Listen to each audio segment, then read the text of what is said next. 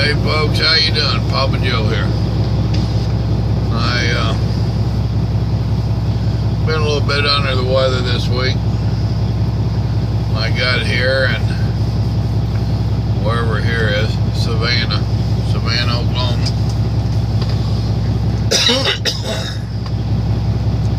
I was gonna lay down, give me an hour nap, get up and run a couple more hours. I woke up and I'd been sleeping 3 hours, which put my 14-hour clock always shot. Damn it. So I'm just taking my 10-hour break here.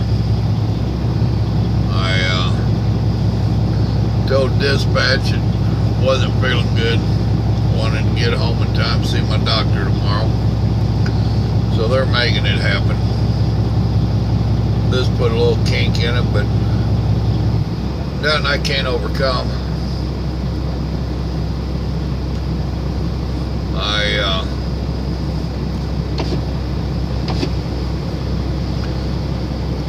got a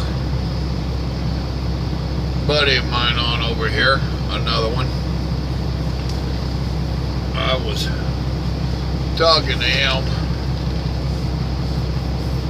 helping him get his first paperwork done that he's turning in. He's completing his first trip, and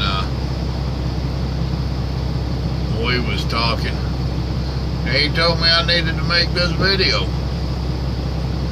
Now, he's not no rookie. He's been trucking for a few years. And he told me, his words is, I thought I knew trucking. He says, I am now learning how much I didn't know. And he's the second one that has told me that recently.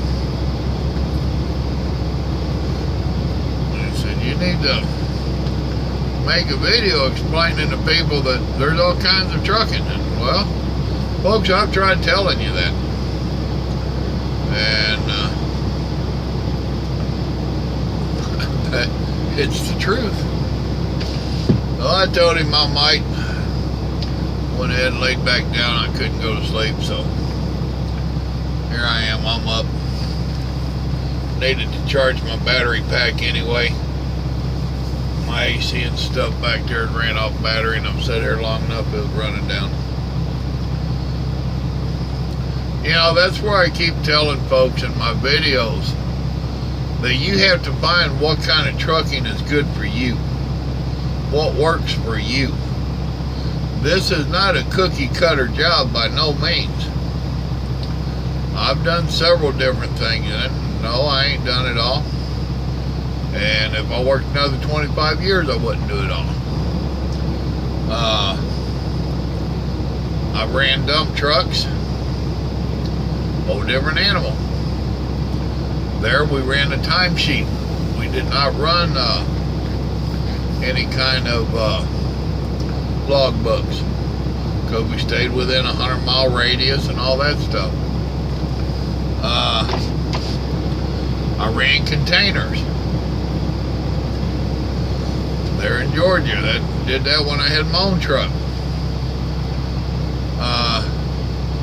Dump trucks, it depends upon what you've got your license for, on what kind of weight you can carry. So, you know, you got different rules and regulations for it. Hauling them containers out depends upon what you're doing and what you're permitted. Some of them get pretty dadgum heavy, and you have to do oversized permits for overweight. There's a pretty truck. Not a big fan of orange, but he's orange and white and it looks pretty good.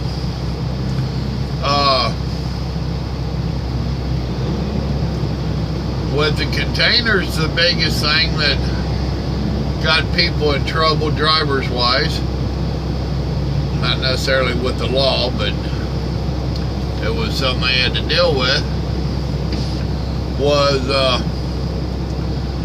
they'd get in too big a hurry.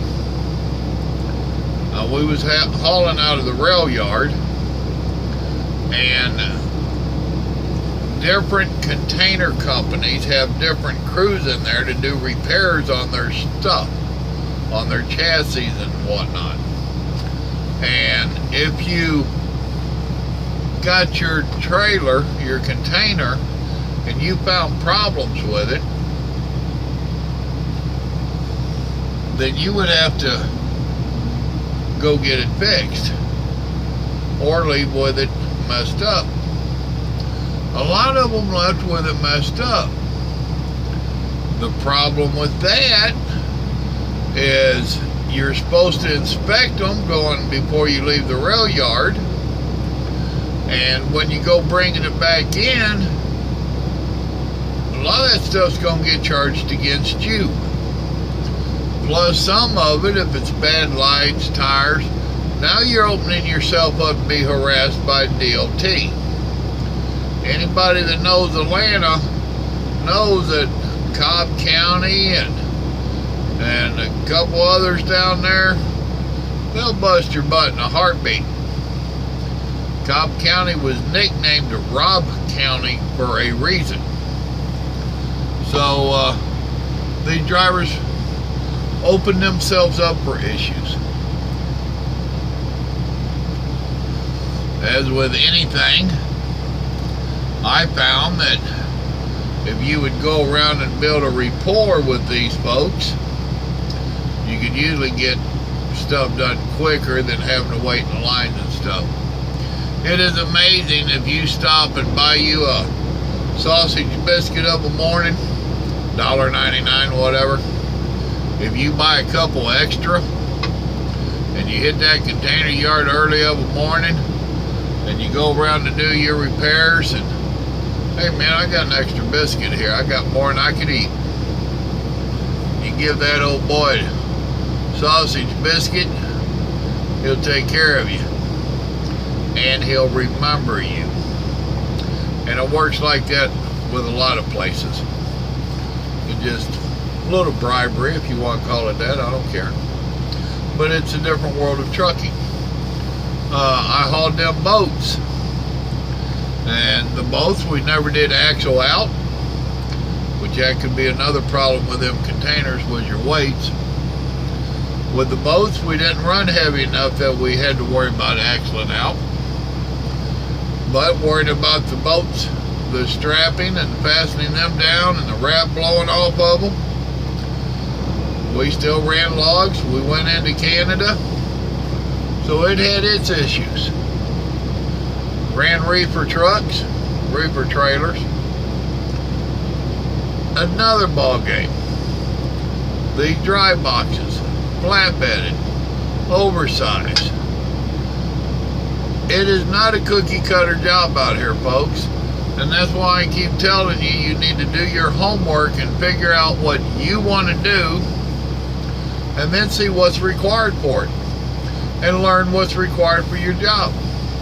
And we ain't even talked about the bull racks or the wiggle wagons. One just went by in front of me. So many people that's not into trucking think that, oh, you just go get behind the wheel and drive down the road. It's easy. Ain't that quite that easy. Then when you come to your paperwork, that's a whole different ballgame. Depending upon what you're doing, what company you're with, on how you're going to do paperwork. Same thing on your logs, which a lot of drivers think, well, logs are logs. Well, no, not really. Depending upon your job. Now, are you a local boy? Are you staying within 100 miles? Are you running a timesheet? Are you running a 60 hours or are you running 70 hours? You know? There are exceptions to it. Are you with one of the companies that get to have government exceptions to it? Government approved exceptions to it.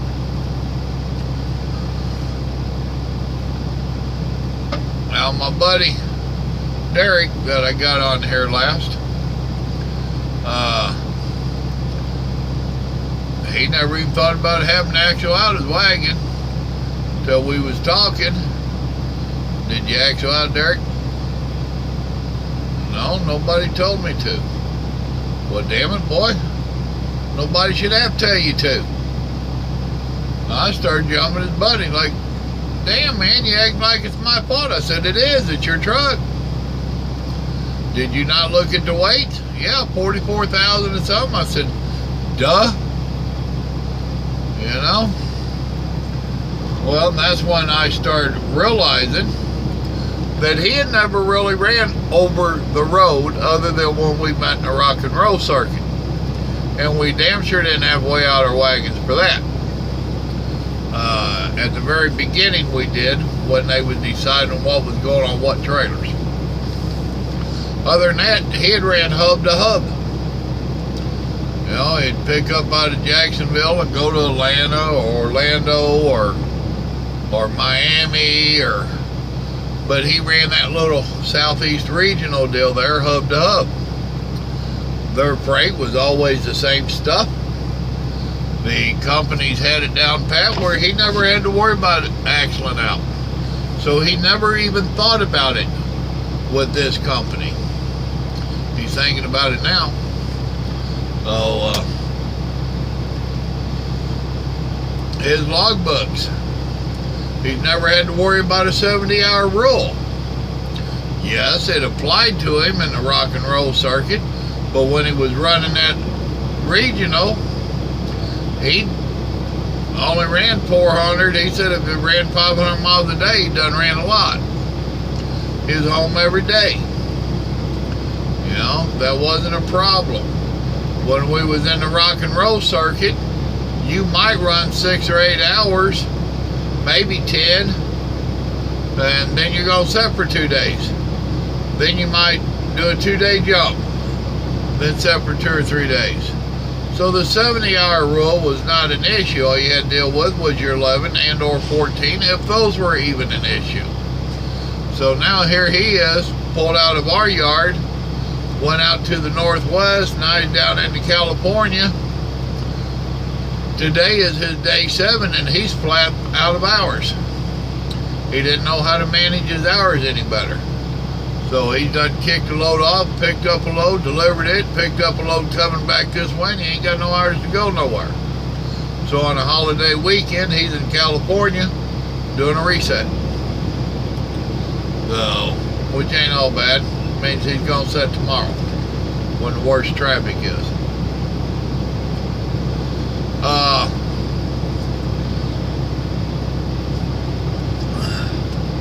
If you think you're wanting a truck for a living, then you really need to do a lot more homework than just what school am I going to. You need to figure out what's best for you, where you will fit in, and you need to start educating yourself on that. My opinion, which we all know what they are and what they're worth. I think anybody coming into trucking should go to one of the schools just to help them learn the basics of trucking. And they should stay out of here for a couple years with one company to learn the basic generic trucking rules. Now, after 2 years, you're just starting to have a clue about what you don't know. At that point, you should have been able to do some homework to figure out what you really want to do in the trucking industry and start educating yourself on that. Do you want to go drive a bus? You know, you want to drive a bunch of people around? Get that endorsement and find out what rules apply to it. Do you think you want to go regional? Well, there's different kinds of regional. What kind of regional do you really want to do? Find out what's available and what rules apply to it. Do not assume that the basic generic stuff that you are watching, reading, and hearing about on the internet for road trucks is going to apply to what you're doing. Now, along with that, what you're hearing reading and whatnot online, do not take that for granted. I know you'll find it hard to believe, but truck drivers lie. I know. It does happen. And truck drivers would just go talking a bunch of trash that they really ain't got a clue about. I know, you'll be alright. You can handle this. So the bottom line is you need to do your own homework and see what kind of trucking you want to do. The thing that folks don't understand is that although the general public think that this is a thoughtless, mindless job that anybody can do, and only a bunch of dummies that couldn't do anything else are out here doing it, you're wrong. There's a lot to this job. There really is. Not everyone can drive one of these trucks. Not everyone can be a nomad and be away from home however long your chosen part of it keeps you away. I have been away from home for 6 months at a time. Can you do that? That's rough on a marriage, I guarantee you.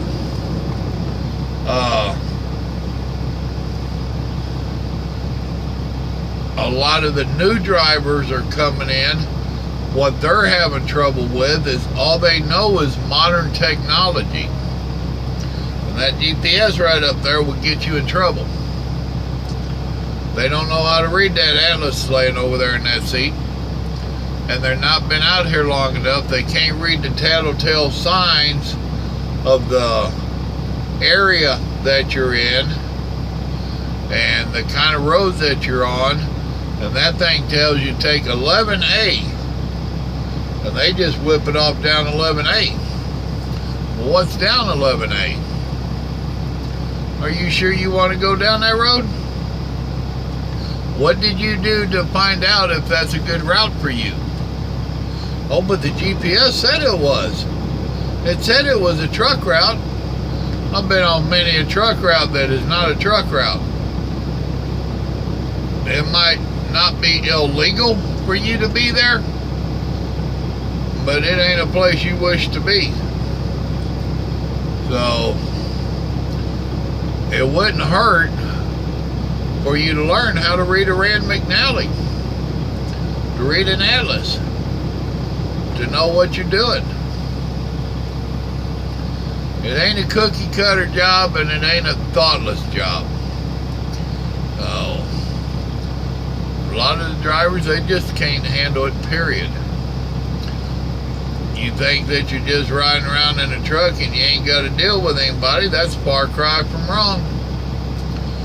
You have to deal with shippers, receivers, brokers, DOT, truck stop people, other truck drivers, and you're doing this quite frequently. So you need to be able to communicate with people. Need to have a little bit of a personality. And we ain't even talked about your dispatcher and your safety guy and your repair guys and all this other stuff.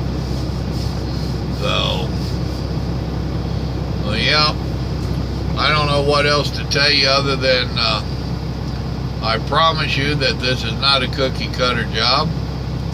And it is not a thoughtless job. It does require a little bit of thinking and brain power. And it requires quite a bit of stamina.